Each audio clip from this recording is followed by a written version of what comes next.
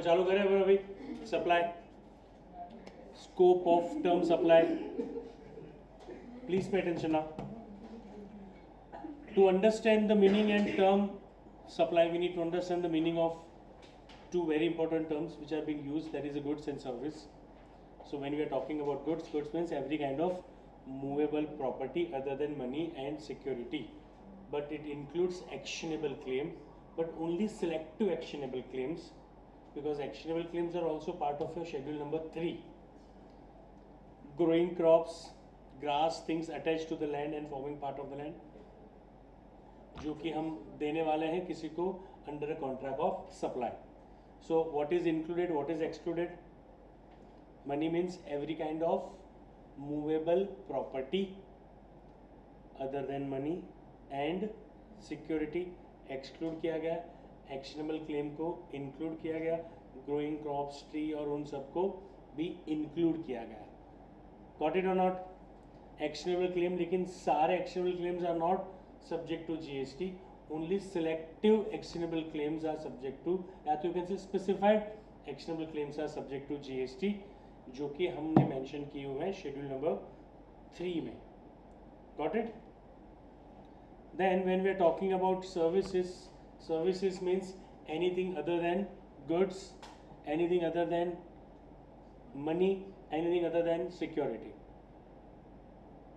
Includes activity relating to use of money or its conversion from one form denomination currency to another form denomination or currency for which separate consideration was charged. Got it? So conversion from one form to another form means what? Cash to demand draft, for which separate consideration in the form of service charge. So that service charge will be subject to GST. One denomination to another denomination, 500 की note के सामने 1-1 रुपए के, 2-2 रुपए के, 10-10 रुपए के coin लेके आए अपन. One denomination to another denomination if separate consideration is charge. One currency to another currency, USD to INR, INR to USD, USD to euro. One foreign currency to another foreign currency. Fine. So that is the meaning of services. There are certain case study. Debentures are investment, investments are security, not subject to GST. Plot of land, land is neither supply of goods nor supply of service as per schedule 3. Otherwise definition के हिसाब से देखें तो it is falling within the definition of service, because service means what? Anything other than goods. Cash, cash is neither supply of goods nor supply of service, it is a transaction in money. Housing loan, again it's a transaction in money, and interest is also outside the purview of GST. That is the next, interest on loan outside the purview of GST, just for an understanding purpose. Coming on now, section 7 split it into 4 parts. 7, 1, 1A, 2 and 3. 1 is splitted into 4 clauses. A, red one is a new one, so that was double A, B and C. D got eliminated. जब हम 7-1A की बात कर रहे हैं तो उसमें क्या क्या कवर होता है? Supply is a first of all inclusive definition.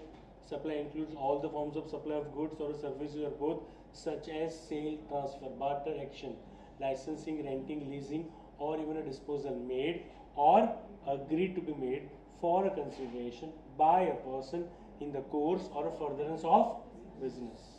तो यहाँ पे कौन कौन से इक्वेशन में कौन कौन सी कंडीशन आएगी?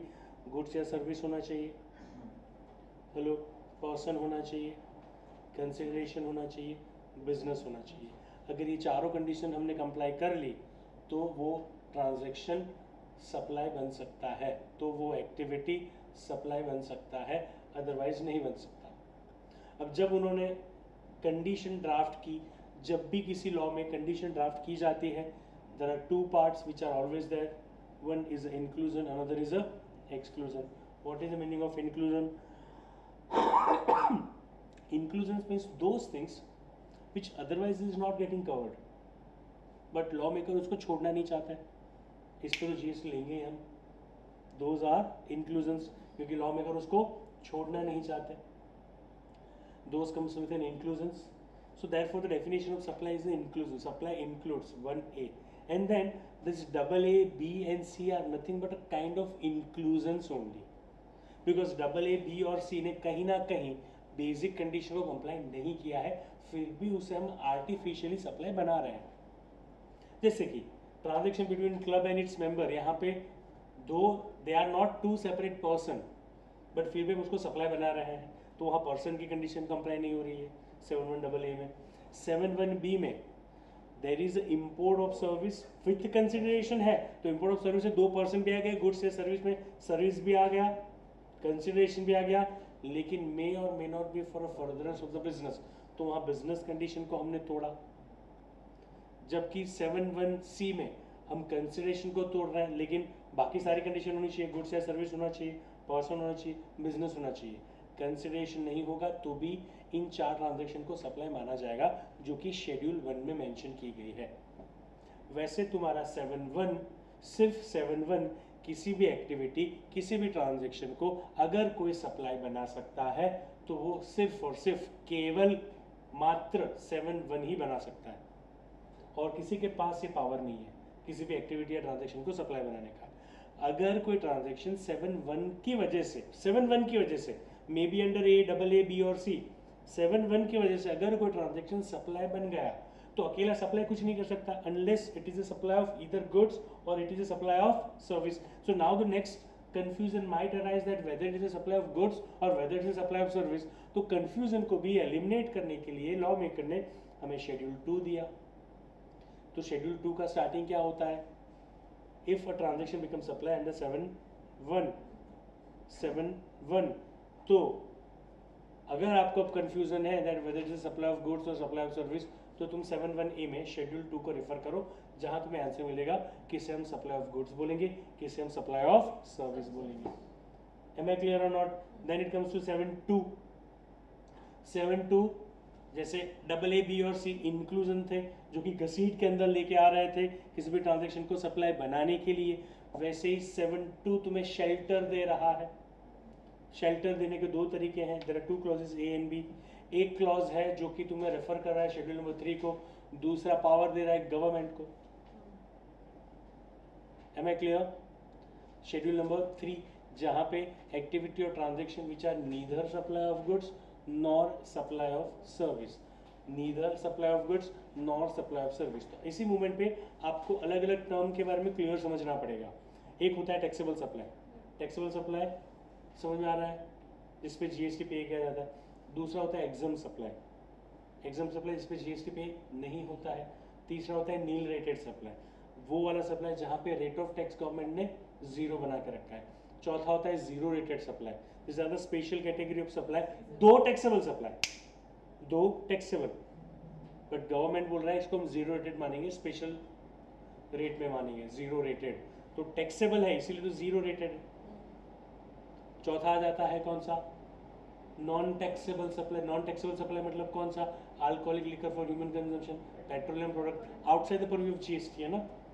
और लास्ट में बन जाता है नॉन जीएसटी सप्लाई। तो नॉन जीएसटी सप्लाई क्या? जो कि शेड्यूल 3 में है। बात आई समझ में? नॉन जीएसटी सप्लाई में आएंगे जो कुछ भी मेंशन किया गया है शेड्यूल 3 में, नॉन जीएसटी। तो ये टर्म इंटरचेंजेबल नहीं है, नॉर्मली लोग ऐसे यूज करने लग बातें, लेकिन हर एक का मतलब अलग है। Got it? आगे बढ़ रहे हैं। तो शेड्यूल 7(3) के अंदर subject to 7(1), 2 and 3, lawmaker, that is a government, has a power to notify certain transaction as a supply of goods, not as a supply of service, supply of service, not as a supply of goods. Am I clear on this? This is skeleton. ठीक है, schedule 1 में क्या cover होता है? 4 line items: permanent transfer or disposal of business asset on which ITC was availed, any business asset. तो even without consideration इसको क्या माना जाएगा? सप्लाई ही माना जाएगा। दूसरा ट्रांजेक्शन में क्या होता है? सप्लाई बिटवीन रिलेटेड पर्सन या तो distinct person in the course और फर्दरेंस ऑफ द बिजनेस। तो stock transfer between 2 branch, stock transfer between holding company, subsidiary company. Am I getting? I hope you are getting it, right? So this transaction are to be treated as a supply even without consideration. अब इसमें भी एक part आ रहा है, transaction between employer to employee. The flow is employer to employee. So any gift given by employer to employee, gift means without consideration, no expectation, no compulsion. So that means it is not a part of employment agreement. If it is a part of employment agreement, then तो GST लगने का कोई chance ही नहीं है, Schedule 3 बैठा ही है. So something which is beyond employment agreement, which is to be treated as gift, जहाँ पे एम्प्लॉय को कुछ नहीं करना है, एम्प्लॉय खुश होकर दे रहा है. Am I clear? जैसे आज वो ऑफिस बॉय हमारा, उसका बर्थडे था, उसके लिए केक लेके आए, so this gift is not a part of employment agreement. Understood है ये? तुम्हें नहीं मिला इसलिए ऐसा मुंह कर रहे हो. बहुत मस्त केक था, मस्त था ना, बोला ना मैंने, अच्छा था. So please understand, pay attention. From employer to employee, 1-to-1 up to 50,000 is got it? Understood है ये? और 1-to-1 देखना है, 5 एम्प्लॉय का मिला के नहीं, एम्प्लॉयर टू एन एम्प्लॉई. इससे ज्यादा होगा तो पूरी अमाउंट टैक्सेबल हो जाएगी. सप्लायर कौन बनेगा इसमें? एम्प्लॉयर. Got it? फिर सर्कुलर में interstate movement of conveyance between distinct person, मतलब गुजरात ट्रैवल्स ऑफ बड़ौदा, उसकी बस बॉम्बे जा रही है तो वो स्टॉक ट्रांसफर नहीं है भाई, तो बॉम्बे पहुंचा है कैसे? गुजरात वाले ने क्रेडिट ली हुई है उस बस का. Got it? So that is covered. Third number पे आता है supply between principal to agent और एजेंट टू प्रिंसिपल. यहाँ पे ध्यान देना, प्रिंसिपल टू एजेंट वाले के अंदर ना दो बाइफर्केशन आएंगे. एक वो वाले एजेंट जो कि कस्टमर को अपना इनवॉइस दे रहे हैं, एजेंट खुद का इनवॉइस दे रहा है. दूसरे वो वाले एजेंट जो कि प्रिंसिपल का इनवॉइस दे रहे हैं. तो तुम्हारे पैरा 3 शेड्यूल 1 में कौन कवर होता है? वो वाले एजेंट सिर्फ कवर होते हैं जो कि आगे कस्टमर को अपना इनवॉइस देते हैं. तो अब जब एजेंट अपना इनवॉइस चिपका रहा है कस्टमर को, तो उसको क्रेडिट भी ट्रांसफर करके कस्टमर को देना पड़ेगा. अब एजेंट कब क्रेडिट दे पाएगा? जब उसके खुद के पास क्रेडिट है. इसलिए प्रिंसिपल टू एजेंट को डीम्ड सप्लाई माना गया. लेकिन अगर एजेंट प्रिंसिपल का ही सीधा इनवॉइस दे देता तो कहां दिक्कत थी, सीधा क्रेडिट पहुंच जाता कस्टमर के पास. इसलिए आपको पैरा 3 शेड्यूल 1 में कौन से एजेंट कवर होंगे? सिर्फ और सिर्फ वो वाले एजेंट जो कि अपना इनवॉइस आगे दे रहे हैं. And it works on both side, sale और purchase. So principal to agent, agent to principal, दोनों में same thing is getting covered. Am I clear on this और not everyone? I hope you are getting it. समझ में आ गया? Next one is import of service from your own branch outside India या तो related party without consideration for business. So import of service जैसे ही आया, chart बनना पड़ेगा दिमाग में. विद कंसिडरेशन, विदाउट कंसिडरेशन, ध्यान से सुनना. हाँ, ये Sahil, import of service with consideration, without consideration. If the import of service is with consideration, खत्म हो गई कहानी. हेलो, सप्लाई बन गया है, वो सप्लाई बन गया. मैंने नहीं बोला टैक्सेबल है, क्योंकि एग्जामिशन जाके पढ़ रहे हैं ना, तो एग्जामिशन में एक एग्जामिशन ऐसा है कि मेरे पर्सनल पर्पस के लिए अगर है वो इंडिविजुअल, तो एग्जामिशन मिल रहा है अनरजिस्टर्ड पर्सन को. लेकिन सप्लाई बन गया जैसे कंसिडरेशन है. अगर कंसिडरेशन नहीं है तो मुझे देखना पड़ेगा सप्लायर कौन है. अगर सप्लायर रिलेटेड पर्सन है, अगर सप्लायर मेरी खुद की ही ब्रांच आउटसाइड इंडिया है, बेसिकली इंटरनेशनल डिस्टिंक्ट पर्सन, तो इवन विदाउट कंसिडरेशन भी सप्लाई माना जाएगा. लेकिन अगर supplier is other than related person, other than distinct person, तो उसे सप्लाई नहीं माना जाएगा. यहाँ पे भी बिजनेस के लिए तो होना ही चाहिए, बिजनेस के लिए तो होना ही चाहिए, वो तो है ही रिक्वायरमेंट. तो मेरे भाई से अगर मैं, आर्किटेक्ट है, दुबई में है, उससे मैंने मेरे घर के लिए डिज़ाइन मंगवाया, तो it's not subject to GST, क्योंकि यहाँ बिजनेस नहीं है. तो शेड्यूल 1 में एक ही कंडीशन वायलेट कर सकते हो तुम, वो है consideration. Multiple condition violation is not allowed. Got it और not everyone? I hope you understood this. समझ में आ रहा है? So this is overall schedule number 1. Schedule number 1 का सबसे बड़ा दिक्कत क्या? सबसे बड़ा दिक्कत ये है कि transaction is happening without consideration. तो ये तुम्हारे अकाउंटिंग में कहीं नहीं होगा, बिकॉज अकाउंटिंग तो सिर्फ हम मॉनेटरी वैल्यू का ही करते हैं, anything which can be converted into money. So this transaction would not be there in your books of account. P&L में नहीं दिखेंगे तुम्हें कहीं पे भी. Schedule 2, I am not reading what is the goods, what is the service. Unnecessary title of goods, तो supply of goods माना जाएगा. I think we know there is only one thing which I need to tell in the whole schedule. Number 2 is relating to what? Construction service. Construction अगर service है तो तुम्हें देखना पड़ेगा. देखो sale of land is an immovable property. उस पर तो GST नहीं लगेगा because of schedule number 3. लेकिन when you are talking about sale of building, so there could be sale of building में there could be 2 category. Sale of constructed building, sale of under construction building. If it is sale of constructed building, again shelter of schedule 3 is available. उस पे सिर्फ stamp duty पे होगी, GST पे नहीं होगा. अगर it is under construction building, तो पूरे consideration को 2 पार्ट में डिवाइड किया जाएगा. अगर अंडर कंस्ट्रक्शन बिल्डिंग है तो पूरे कंसिडरेशन को 2 पार्ट में डिवाइड किया जाएगा. Amount attributable to land portion, amount attributable to construction service portion. Amount attributable to land portion is default 1/3. Default कितना? 1/3. तो बाकी का 2/3 पे हमें क्या पे करना पड़ेगा? जीएसटी पे करना पड़ेगा. जबकि रेट जो नोटिफाई किए गए हैं ना, वो ये 1/3 2/3 को ध्यान में रखे ही नोटिफाई किए गए. सो उसके अलग से नहीं करना है अभी. ये तो तुम्हारी अंडरस्टैंडिंग के लिए मैंने बताया.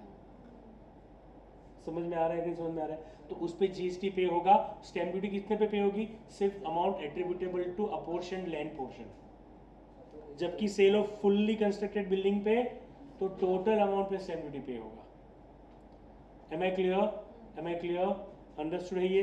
तो शेड्यूल 2 में एक ही ऐसा ट्रांजेक्शन है which requires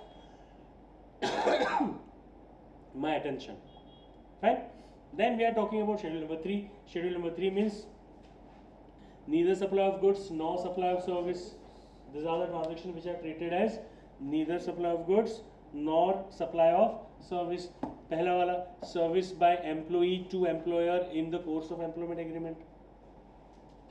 Hello, because whatever money that employee is getting for providing service, obviously employee is providing service in this case. So supplier of the service कौन है? Employee है. Because recipient कौन होता है? The one who pay कौन कर रहा है सैलरी? Employer. तो supplier कौन है? Employee है. तो तुमने सप्लाई की तो टेस्ट को कंप्लाई कर लिया यहाँ पे. अगर ये शेड्यूल 3 में नहीं होता ना तो इस पे जीएसटी लग जाता. तो तुमने सप्लाई टेस्ट को यहाँ पे क्वालिफाई कर लिया, लेकिन फिर भी वो नहीं चाहते थे कि सैलरी पे जीएसटी लगे, इसलिए उसको शेड्यूल 3 में रखा गया. उसके बाद services by court and tribunal. You can not say that you are applying in a court to get the service of getting justice. भाई हमारे फेवर में दो, मैंने कोर्ट फी पे की है. It won't happen in that way. So therefore then function perform by MPs, MLAs and all that, these are outside the purview of GST. They are not employee of the government and still they are getting a consideration. Therefore, a separate line item is required. Then services of funerals and all that. Whatever money which you are paying in funerals, not subject to GST. Sale of land and देखो मैंने clearly लिखा हुआ है कैसे building? Completed building. Then only it is a part of your schedule 3. Actionable claim other than lottery, betting, gamblings and तो दूसरे 3-4 और भी add हुए हैं ना? Specified by online gamings and all that. So those things are taxable. इनको छोड़ के बाकी सारे actionable claims are part of schedule number 3. Actually में देखने जाओ तो high seas sale and non-taxable territory to non-taxable territory is not a part of the syllabus. Module खोल के देखोगे तो ये दो transaction नहीं है schedule 3 में. So don't worry. चाइना से सीधा बांग्लादेश भेज दिया हमने, तो इंडिया में तो कभी आया ही नहीं ना goods. Schedule 3. High sea sale मतलब क्या? तुमने गुड्स इंपोर्ट किया, बिल ऑफ एंट्री फाइल होने से पहले ही तुमने बेच दिया. That is high sea sale. दोनों लास्ट वाले दोनों सिलेबस में नहीं है. मैंने मॉड्यूल ठीक से देखा है, ये दोनों ट्रांजैक्शन नहीं है, स्पेसिफिकली मेंशन ही नहीं किए गए. Got it? So it is as of now outside your syllabus. Other important circulars relating to first one is a printing services of car involving supply of goods and supply of services. अगर तुमने अलग अलग invoice दिया है भाई कि भाई इतने कंपोनेंट लगाए और ये सर्विस चार्ज, तो गुड्स पे गुड्स का रेट लगेगा, सर्विस पे सर्विस का लगेगा. उसमें क्या कंफ्यूजन है? Got it? कार सर्विस का. लेकिन अगर एक ही बिल दिया है तो it is treated as a supply of service.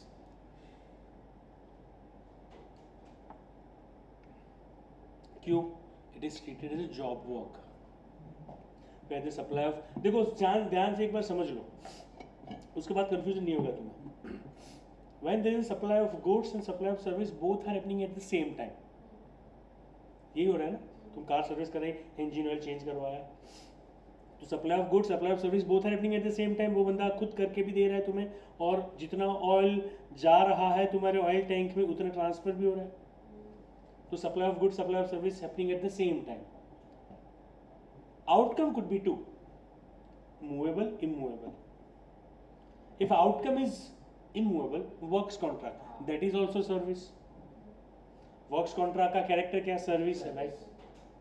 Outcome is movable, that is treated as a job work, उसका भी character क्या? Service. लेकिन बिल अलग अलग किया तो फिर कहाँ कंपोजिट है ये? तो गुड्स पे गुड्स का रेट, सर्विस पे सर्विस का रेट, कोई दिक्कत नहीं है, चलेगा. Got it or not? Next one is in case of printing of books. तो प्रिंटिंग ऑफ बुक्स में मुझे देखना पड़ेगा, अगर मैं ऑडिट रिपोर्ट प्रिंट के लिए दे रहा हूं, अगर मैं ऑडिट रिपोर्ट पैम्पलेट प्रिंट के लिए दे रहा हूं, तो उसमें कंटेंट किसने बनाया है? मैंने बनाया.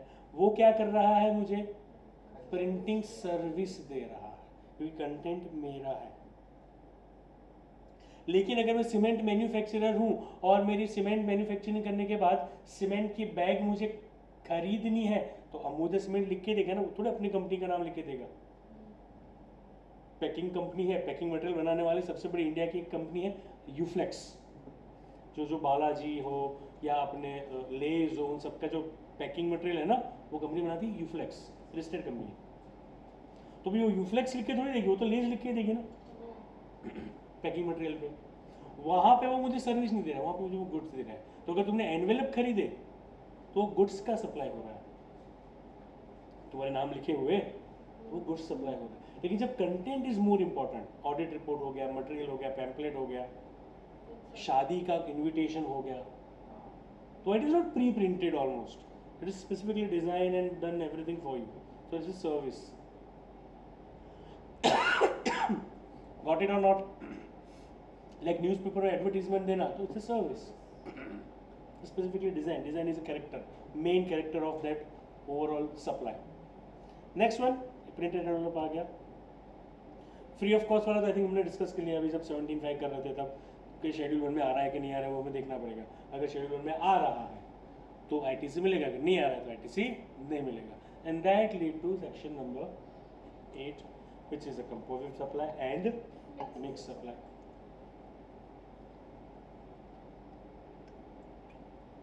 तो कंपोजिट और मिक्स के लिए हमें ये समझना पड़ेगा, जब एक से ज्यादा गुड्स, एक से ज्यादा सर्विसेज एक साथ दी जाती है, तो कंफ्यूजन हो सकता है कि कौन से, क्योंकि प्राइस इंडिविजिबल है. देखो कंपोजिट और मिक्स के लिए प्राइमरी कंडीशन तो क्या है, that it should be indivisible, एक ही प्राइस है.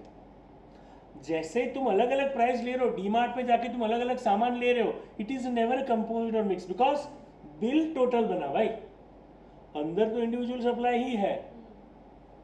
जब प्राइस इंडिविजिबल हो कि भाई तुम्हें 10,000 देने और 10,000 में तुम्हें मोबाइल फोन भी मिलेगा, चार्जर भी मिलेगा, केस भी मिलेगा, समझ में आ रहा है, सब आपको एक साथ मिलेगा 10,000 में, तो कंफ्यूजन है कि सप्लाई ऑफ मोबाइल हो रहा है कि चार्जर हो रहा है कि केस हो रहा है, क्या हो रहा है. टूथपेस्ट के साथ टूथब्रश जब फ्री मिल रहा है, मतलब एक ही प्राइस में, तो कंफ्यूजन है कि सप्लाई ऑफ टूथपेस्ट है कि सप्लाई ऑफ टूथब्रश है. संतूर के साथ बॉल पेन एक ही प्राइस में, तब मुझे सोचना पड़ेगा कि प्रिंसिपल क्या है इसमें, कि प्रिंसिपल से कुछ है कि नहीं है, whether it is artificial bundled और नेचुरली बंडल्ड. तो जब एक प्राइस में, that price is indivisible, primary requirement, price is indivisible where the two goods, two services or goods and service, any combination thereof, when this thing has been supplied, तो हमें check करना पड़ेगा whether it is a naturally bundled or not. तो naturally bundled है कि नहीं, कैसे पता चलता है कि पूरी दुनिया ऐसा कर रही है कि नहीं कर रही है? नॉर्मल ट्रेड पैरेलल्स क्या है भाई? So if it is a naturally bundled and all the supplies within it are taxable supply, important condition है, उसके अंदर सारे सप्लाई क्या होने चाहिए, 2 और मोर. देखो टैक्सेबल सप्लाई लिखा हुआ है ना, नेचुरली बंडल है, ऑर्डिनरी कोर्स ऑफ बिजनेस में दिया जा रहा है, तो वो कंपोजिट बन जाएगा. और अगर वो कंपोजिट सप्लाई बन गया, अगर वो मोबाइल रख देना तू, फेंक दूंगा मैं, वरना चालू नहीं है ना. हाँ, अगर वो कंपोजिट सप्लाई बन गया तो क्या अज्यूम किया जाएगा? That supply of principal is happening. And पूरे कॉम्बो पे कौन सा रेट लगेगा? वही रेट लगेगा जो कि प्रिंसिपल सप्लाई का हो। और अगर कोई ट्रांजैक्शन कंपोजिट ना बन पाया, हेलो, कोई ट्रांजैक्शन क्या नहीं बन पाया? कंपोजिट, तो क्या बन जाएगा? इनफ, खत्म है, उतना ही सोचना है। बाकी सारी कंडीशन तो वही की वही है। कंपोजिट कब नहीं बन पाएगा? जब एक टैक्सेबल है दूसरा एग्जम्प्ट है, भले फिर नेचुरली बंडल हो। बात समझ रहे हो ना? ये इंपॉर्टेंट है। एक टैक्सेबल है दूसरा क्या है? ऐसा कॉम्बो तुमने बनाया ना तो बेचारा कंपोजिट कभी बन ही नहीं पाएगा। समझ में आ रहा है? क्योंकि कंपोजिट बनने के लिए तो सारे क्या चाहिए? उस पैकेट में सारे टैक्सेबल नोट्स चाहिए। उस पैकेट में तुमने एक एग्जाम डाला ना तो कंपोजिट नहीं बना, और कंपोजिट नहीं बनाया तो क्या होगा? कुछ नहीं होगा, नहीं, बुरा होगा। क्या बुरा होगा? मिक्स बनेगा। मिक्स बनेगा तो क्या बुरा हो जाएगा? Highest rate of. Got it? So be careful. Institute को खेलना है तो यहाँ खेलेंगे, एक एग्जाम डाल के देंगे और पूछेंगे कि कंपोजिट बन सकता है? क्योंकि तुमने नेचुरल बंडल पे ध्यान दिया, वो रेट में वो है ना, टैक्सेबल सप्लाई तो बाजू में है। Got it?